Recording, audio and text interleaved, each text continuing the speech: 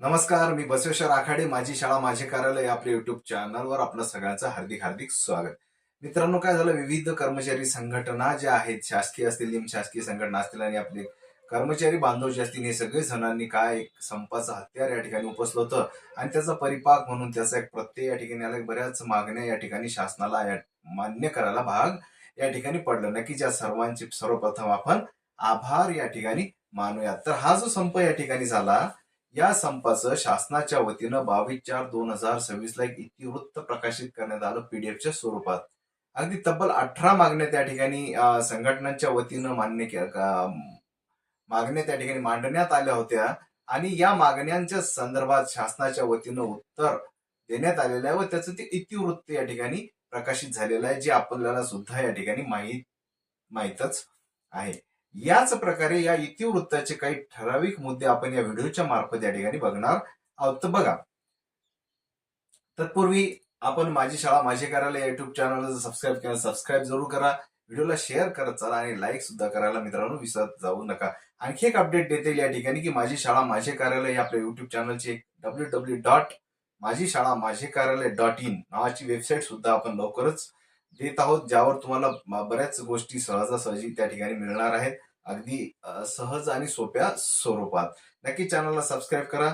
तर बघूयात आपण त्या इतिवृत्ताचा प्रश्न. त्या ठिकाणी बघा, एक मोठा प्रश्न अतिशय गरजेचा आहे की बरेच आपले जे बांधव आहेत, जे नोकरी करतात, या ठिकाणी शासकीय नोकरी करतात, त्यांना जुनी पेन्शन योजना लागू या ठिकाणी नाही आहे. अशा वेळेस जे सुधारित राष्ट्रीय पेन्शन योजना अंमलबजावणीची आहे, त्या ठिकाणी नाही का आपलं विकल्प द्यायचं चाललं होतं, कधी द्यायचा, काय द्यायचा, या संदर्भाने काही स्पष्ट आदेश महाराष्ट्र शासनाचे काही नव्हते. त्यामुळे एक मागणी या ठिकाणी होती की या संदर्भात एक विस्तृत अधिसूचना या ठिकाणी शासनानं काढली पाहिजे आणि शासनाच्या वतीनं या इतिवृत्तामध्ये या ठिकाणी उत्तर देण्यात आलेलं आहे की नक्कीच येत्या 15 दिवसात या पेन्शन, सुधारित पेन्शन, राष्ट्रीय पेन्शन योजनेबाबत त्या अधिसूचना या ठिकाणी जारी करणार आहेत आणि त्या अधिसूचनेनुसार मग आपल्याला अंमलबजावणी या ठिकाणी करावी लागणार आहे.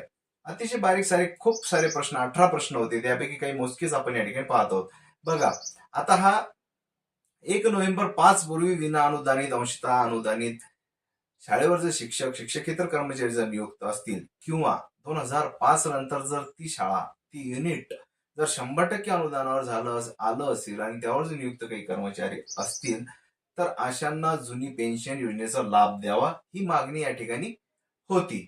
परंतु या मागणीला सरकारने स्पष्ट नकार त्या ठिकाणी दिलेला आहे. ही मागणी त्यांनी अमान्य त्या ठिकाणी केलेली आहे. वास्तविक पाहता ही मागणी या ठिकाणी मान्य व्हायला पाहिजे होती, पण काय सांगता येत नाही, भविष्यात सुद्धा आपण लढा देत राहू, ही मागणी सुद्धा आपली मान्य होऊ शकणार आहे. तर बघा, पुढील प्रश्न होता की 10-20-30चा लाभ शिक्षक व शिक्षकेतर कर्मचारी यांना मिळण्याबाबत.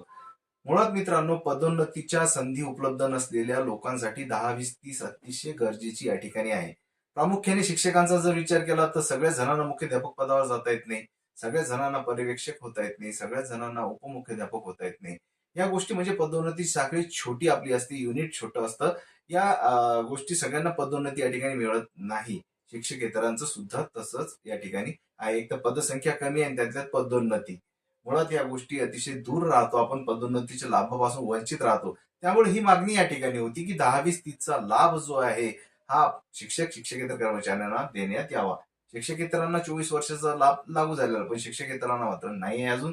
परंतु याबाबत मात्र शासनानं सकारात्मक धोरण त्यांचं सांगितलेलं आहे की टप्प्याटप्प्याने ही योजना शिक्षक आणि शिक्षकेतर कर्मचाऱ्यांना शासनाच्या वतीनं लागू करण्यात येणार आहे. नक्कीच याचं भविष्यात जर काही GR वगैरे आलं तर आनंदच या ठिकाणी होणार आहे. म्हणजे चला, इथे कुठेतरी शासन आपल्या बाबतीत पॉझिटिव्ह आपल्यासाठी दिसत आहे. आणखी एक मागणी या ठिकाणी होती की सेवानिवृत्तीचं वय 60 वर्ष करण्यात यावं आणि या ठिकाणी शासनाच्या वतीनं उत्तर देण्यात आलेलं आहे त्या इतिवृत्तामध्ये की या प्रश्नाच्या संदर्भात ही बाब शासनाच्या विचाराधीन आहे. लवकरच शासन याबाबत सुद्धा विचार करेल आणि यावर निर्णय या ठिकाणी घेणार आहे. आता सद्यस्थितीमध्ये एक जो शासन निर्णय शालेय संच मान्यतेच्या बाबतीचा जो आहे 15 मार्च 2024चा, हा शासन निर्णय अगदी खरंच थोडा वेगळाच आहे. कारण या शासन निर्णयातील जाचक अटीमुळे काय झालेलं आहे की बऱ्याच शिक्षकांवर सरप्लस होण्याची वेळ आलेली आहे, बऱ्याच शाळातील तुकड्या कमी होत आहेत आणि त्यामुळे कसं एक मानसिक त्रास या ठिकाणी होत आहे. तर या संदर्भात सुद्धा मागणी होती की 15 मार्च 2024चा शासन निर्णय हा रद्दच करण्यात यावा. परंतु शासनानं यावर सुद्धा सकारात्मक भूमिका त्यांची घेतलेली आहे. त्यांनी या ठिकाणी सांगितलेलं आहे, की या गोष्टी ज्या आहेत संघटनांनी शासकीय म्हणजे शासनाशी या ठिकाणी चर्चा करण्यात यावी आणि ज्या बाबी जर काही आपल्याला काही त्यात ऍडजस्ट करता येत असल्या तर त्या गोष्टी आपल्याला नक्कीच करता येईल. या पद्धतीनं काही मागण्या या ठिकाणी आपण पाहिलेल्या आहेत. आणखी होत्या की नवीन राष्ट्रीय शैक्षणिक धोरणाचा स्वीकार करू नये वगैरे. त्यावर त्यात उत्तर देण्यात आलेलं आहे की नवीन राष्ट्रीय शैक्षणिक धोरण हे सेंट्रल गव्हर्नमेंटचं आहे आणि त्या संदर्भात आपल्याला त्यामध्ये काही बदल करता येत नाही. अगदी बऱ्याचशा गोष्टी अगदी तुम्हाला स्क्रीनवर मी हे पत्र या ठिकाणी दाखवतो. बघा ते इतिवृत्त तुम्हाला तुमच्या स्क्रीनवर या ठिकाणी दिसत असेल हे इतिवृत्ताचं पत्र. अगदी खूप साऱ्या 22/4/2026 रोजीचं हे बैठकीचं जे मागण्यांचं बैठक झाली होती त्याचे हे इतिवृत्त या ठिकाणी आहे आणि या इतिवृत्तातल्या एकूण 18 मागण्या या ठिकाणी आहेत की ज्या की तुम्हाला स्क्रीनवर या ठिकाणी पाहायला मिळत आहेत. अगदी या 18 मागण्यातल्या काही ठराविक महत्वाच्या मागण्या मी या ठिकाणी व्हिडिओ मार्फत तुमच्या समोर मांडलेल्या आहेत. मित्रांनो, हे पीडीएफ जर तुम्हाला पाहिजे असेल तर डिस्क्रिप्शन बॉक्समध्ये आपल्या व्हॉट्सअप ग्रुपची लिंक दिलेली आहे. त्या व्हॉट्सअप ग्रुपला तुम्ही जॉईन व्हा. त्या ठिकाणी हे नक्कीच मी तुम्हाला त्या ठिकाणी शेअर करून देणार आहे. अगदी याच पद्धतीची माहिती माझी शाळा माझे कार्यालय या आपल्या युट्यूब चॅनलवर नेहमी देण्यात येत असते. अगदी व्यासपीठ आहे आपल्या लोकांचे असं का म्हणा ना तुम्ही. याला जर तुम्ही सबस्क्राईब केलं नसेल सबस्क्राईब जरूर करा. मित्रापर्यंत शेअर आणि लाईक करायला विसरू नका. धन्यवाद.